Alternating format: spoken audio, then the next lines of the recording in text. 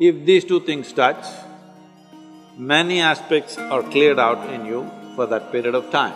Many aspects means your thoughts are clear, your emotions are out, and there is a very clear perception of what's happening around you. Yoga is not about fitness. Fitness is just one consequence. The important thing is to get the right geometry of life, because physical universe is all geometry.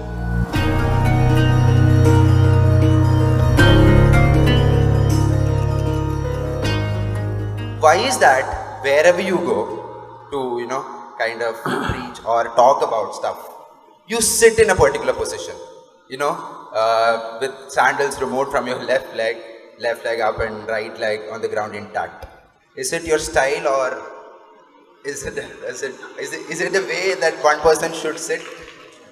What is called as Hatha Yoga, the physical postures, it is about manipulating the body in such a way that you get to a certain geometric perfection, that your geometry is aligned with a larger geometry of creation, so that you're always in sync, you're never off. And how balanced you are, how clearly you see things and how well you do things simply depends on how much you are in sync with everything else around you. Whether it's people or trees or life or just space, are you in sync with it or not will decide how smoothly, how friction-free is your function in the world. Now, I don't sit like this all the time, only when I speak. How I am sitting, if I have to explain, there are many aspects to it. One simple aspect is the left heel. The left heel is… there is a point on the left heel that today the medical sciences are calling it as the Achilles. You heard of that? You heard of the man? Achilles? You heard of the man? You saw the movie. You didn't see the movie? Troy? You didn't see? An innocent boy. So, you put your Achilles to what is called as Muladhara or the perineum in your body. If these two things touch, many aspects are cleared out in you for that period of time. Many aspects means your thoughts are clear, your emotions are out, and there is a very clear perception of what's happening around you. You heard that Achilles was killed because an arrow was shot to his heel. You don't believe if somebody hurts your heel, you will die, isn't it so? But Achilles died that way. And there's another person who died that way in India way before him. Yesterday was his birthday, Krishna Janmashtami. He also died this way. What this is trying to tell you is, they were killed in an expert way, not just slitting your throat or breaking your head, but just putting a point at the Achilles, so they had to die.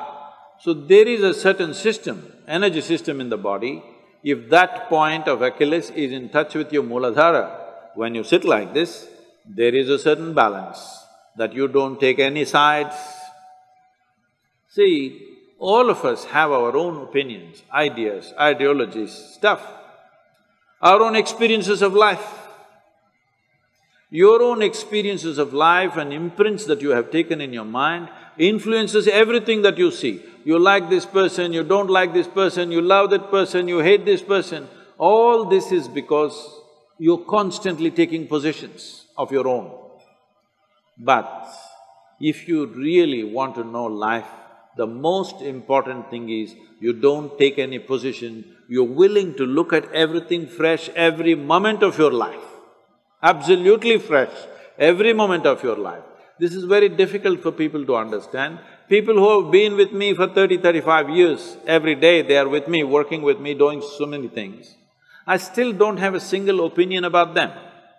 Only when I need to do some work, I may look at their competence and stuff, but I don't have a single opinion about anybody who's around me for such a long time. By now you should have formed your opinions, but I don't, because that is the essence of spiritual process, that we constantly looking at every life as a possibility.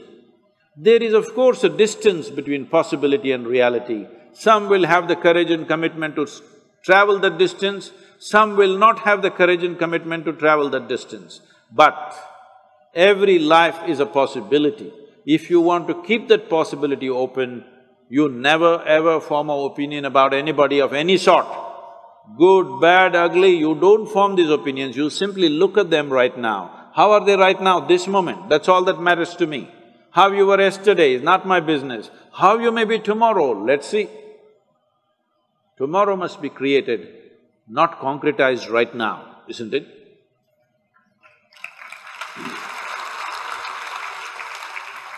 It's a certain geometry of the body.